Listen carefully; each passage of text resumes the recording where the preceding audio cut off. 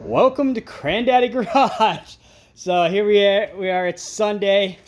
We're in the garage. I just picked up this early 70s 350 4-barrel block that supposedly came out of a Vett. Now, we don't know anything other than that. We're going to have to actually get the numbers off this thing and verify. I'm not sure if it's 2-bolt main motor, if it's 4-bolt main motor. This thing is going to need a lot of work. Now, that's the cons. The pros are, as these are double hump fuelie heads. Yes, beautifulness. Yeah, so I guess whoever pulled this out of that car saw how much work needed to be done to it and decided they weren't even gonna try. Like there is total, like, you know, defeat. It's gunked up. It's got junk in it, but it's not like right now. It's not like rust. There was like dried soil in these areas, and I was blowing on it and seeing what was coming out of it. But I think, yeah, some of these valves might be stuck. But we're gonna be taking this thing apart, using copious amounts of lubricant on it, for one thing. Nice thing is there isn't any broke bolts in the exhaust ports. There is a broken bolt here on the back flange. It's right here, so I'm gonna have to figure out how to get that one out. I haven't seen anything else that looks disastrous. I guess whoever yanked the motor out broke the flywheel. That looks like it was an automatic Vett. It was an automatic Vett, not a stick shift. And that pan is toast. I don't think there's any saving that pan. It's so dented underneath. It's bad. The oil filter's still on it. I don't think doesn't matter. This thing's it's roached pretty good. This is this is how you know it's earlier in 1974. This is a points distributor. I'm pretty sure I'm gonna clean this up and get new points for it, and because I can recoup some money from that. These make fantastic performance heads if you work them right. So I think this just saved me some money on the 383 build. That's of course the spread bore for like a Carter or whatever that was on this in that year. I don't think were they using quadrupukes in 70? I don't know. They probably were.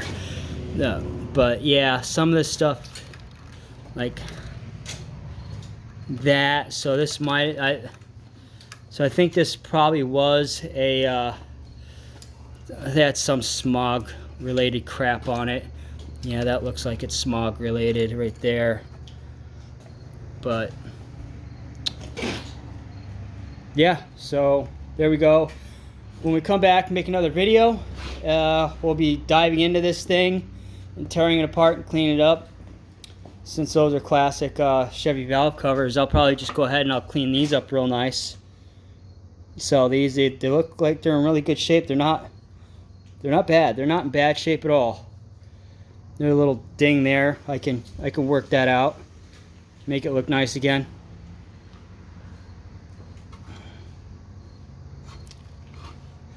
But yeah, so I guess whoever pulled this out of that Vett, that came from a Vett, was not inclined to rebuild this motor. They just didn't care enough.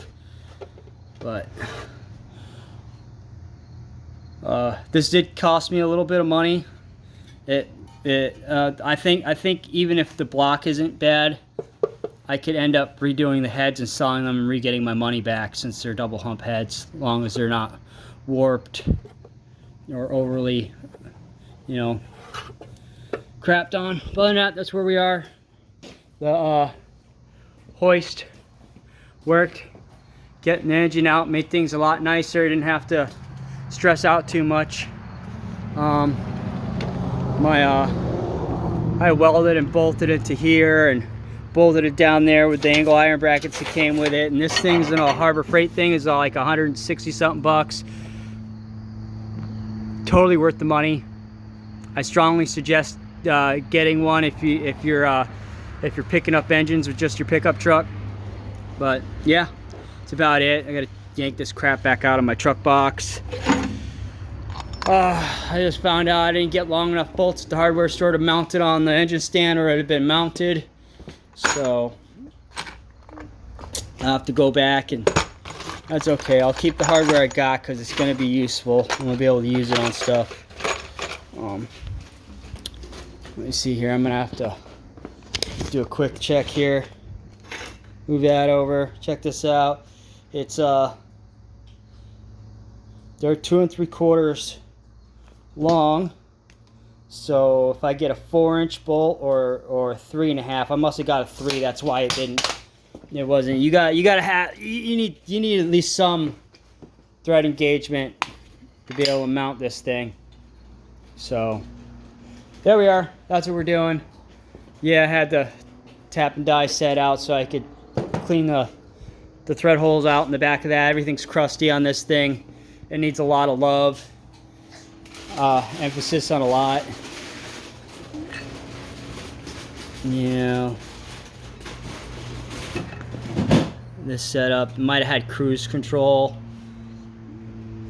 but yeah, I'm definitely gonna clean up what I can. This actually looks like it's in good condition. Maybe not. A little crustiness right there. I'll have to see what that's about. It's not wobbly at all. So maybe if I sandblast this and give it a good clean, maybe take the inspection plate off, see what it looks like inside. Yeah, I doubt that is gonna be any good. It might be. You could rebuild this. I bet you they got rebuild kits for this. The guy rebuilds that, cleans it up, and might be able to do something with that since it's out of a Vett. Supposedly. I hope it's out of a Vett. By the way, that's the block I picked up for the Camaro to see if we get a 383 built for it. Yep, we'll talk to you later.